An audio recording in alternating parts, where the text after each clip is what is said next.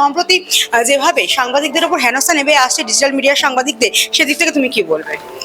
দেখো, প্রথম কথা, ইন্ডিপেন্ডেন্ট জার্নালিজম আমি শুরু করিনি। আমি যখন বিভিন্ন জায়গায় কাজ করেছি, বাইরের বিভিন্ন অর্গানাইজেশনে কাজ করেছি, আমি দেখেছি যে গোটা ভারত ইন্ডিপেন্ডেন্ট হওয়ার চেষ্টা করছে এবং সেইখানে দাঁড়িয়ে আমি আমার স্বকীয়তাটা বজায় রাখবো এবং আমি যেটা চাই সেটা তুলে ধরবো, আমার ভাবনা চিন্তা আমার কাজের মাধ্যমে এস্টাবলিশড হবে।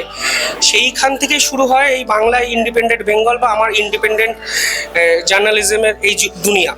এবার আমি তোমায় প্রথমেই বললাম যে আমাদের কাজটা না একটা মহিলা ক্রিকেটারদের মতো, মানে ওই হরিয়ানা থেকে কুস্তিগির হওয়ার বদলে একটা শেফালি নামক মেয়ে ওয়ার্ল্ড কাপে ওপেনিং করে ম্যাচ জেতাতে পারে, এইটা আমরা জানতাম না যতক্ষণ না ইন্ডিয়া ওয়ার্ল্ড কাপ জিতেছে।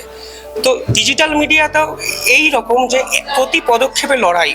আমাদের প্রেস কার্ড নেই, আমাদের আমাদের আমাদের মাথার উপরে ফিনান্সিয়াল সাপোর্ট নেই, আমাদের ব্যাকআপ নেই, ব্যাকিং নেই, সরকারি স্বীকৃতি নেই, কিছু নেই। তা সত্ত্বেও আমরা যখন দিনের শেষে জিতছি বা আমরা দিনের শেষে যে আমাদের একটা ভিডিও মানুষ দেখছে, আরও অনেক মানুষের কাছে যে পৌঁছে যাচ্ছি আমরা, সেখান থেকেই আমার মনে হয় যে এটাই আমাদের জয়। ফলে আমি খুব বেশি ওই চ্যালেঞ্জগুলোতে ফোকাস করতে চাই না, আমি ডেস্টিনেশনটায় ফোকাস করতে চাই, আমি নস্টালজিয়ায় ফোকাস করতে চাই না, আমি ভবিষ্যতে ফোকাস করতে চাই। এবং আমার কাছে মনে হয় যে digital media is not a future, that is present.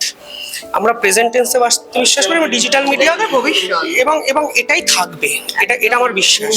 একটা সময় ডিজিটাল মিডিয়ার গুরুত্ব কেউ বুঝতো না, কিন্তু এখন কিন্তু মেন স্ট্রিমের সঙ্গে ডিজিটাল মিডিয়া সমানতালে পাল্লা দিচ্ছে। কারণ এখনো অনেকেই নাকচ করছে ডিজিটাল ফেসবুক, ইউটিউব এখনো তারা ঠিক ভাবতে পারে না। দেখো, যারা ভাবতে পারে না তারা একদিন ভাববে, এবং এটা ঠিক যে আমাদের সঙ্গে মেন স্ট্রিম মিডিয়ার তো কোনো লড়াই নেই। আমরা আমাদের মতো করে লড়াই করব, তারা তাদের মতো করে লড়াই করবে। আমরা তাদের মতো বড় ব্যাকআপ, বড় প্ল্যাটফর্ম, বড় সব কিছু পাইনি। আমরা মোবাইল, আমরা ক্যামেরা, আমরা জানি কিভাবে বিষয়টাকে করতে হয়। এটাই আমাদের থেকে ওদেরকে আলাদা করে দিয়েছে। এবার এখান থেকে দাঁড়িয়ে আমার যেটা ব্যক্তিগতভাবে মনে হয় যে ডিজিটাল মিডিয়া ভবিষ্যতে আরও তো এগোবে, কারণ আমরা ডিজিটালাইজেশনের যুগে বিশ্বাস করছি। সেখানে মেন স্ট্রিমও থাকবে, সেখানে পেপার থাকবে, সব কিছু থাকবে। মানুষ দিনের শেষে অ্যাকসেপ্ট করবে যেটা, সেইটাকে আমি গুরুত্ব দিতে চাই। আমার ভিডিও যদি 1 লক্ষ মানুষ দেখে, আমার কাছে এটাই প্রাপ্তি। আমি এটা ভাবি না যে মেন স্ট্রিম মিডিয়ার দেখলো না আমারটা দেখলো, আমি ভাবি আমি যেটা করছি মানুষের কাছে সেটা পৌঁছাচ্ছে নাকি, দ্যাটস ইট। বহু ঘাত প্রতিঘাত এসছে, কিভাবে সেগুলোকে টপকাচ্ছ?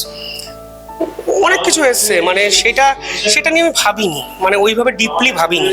কারণ বললাম যে আমি আমারটা চালাচ্ছি, আমার অফিস আমার পারফরমেন্সের উপর দাঁড়িয়ে আছে, আমার ভবিষ্যৎ আমার কাজের উপর ডিপেন্ড করে আছে। ফলে আমি যদি নেগেটিভিটিতে ফোকাস করি, আমি কালকের দিনটা দেখতে পাবো না। এটা আমার জীবনের একটা লার্নিং, যে আমরা যখন রিটায়ারমেন্ট নেব, আমাদের তো ক্রিকেটারদের মতো রেকর্ড বুক থাকবে না, আমাদের তাই প্রতিদিন নতুন একটা জীবন। কালকে যেটা হয়েছে আজকে ভুলে যাও, আজকে নতুন দিন, আবার নতুনভাবে ঝাঁপিয়ে পড়ো। এটা আমার ফিলোসফি, এবং আমার মনে হয় এটা সকলেরই ফিলোসফি হওয়া উচিত। জীবনে ব্যর্থতা কালকে অবধি কী হয়েছে ভুলে গিয়ে আজকে সকালে উঠে নতুন একটা দিন, নতুনভাবে ঝাঁপিয়ে পড়ো, নতুনভাবে নিজেকে এক্সপ্লোর করো। আমরা যারা ডিজিটাল মিডিয়ামে কাজ করছি তাদের জন্য কি বলবে? লড়াই করো, স্বপ্ন দেখো, এবং লড়াই যদি করা যায় বাস্তবের মাটিতে দাঁড়িয়ে, তাহলে পৃথিবীর সব স্বপ্ন পূরণ হয়। তুমি 20 তলা ওঠার স্বপ্ন দেখলে 5 তলায় তো উঠবে, সেটাই তো তোমার শুরু। শূন্য থেকে যারা জীবনে লড়াই করতে পারে তারাই কোথাও না কোথাও পৌঁছায়।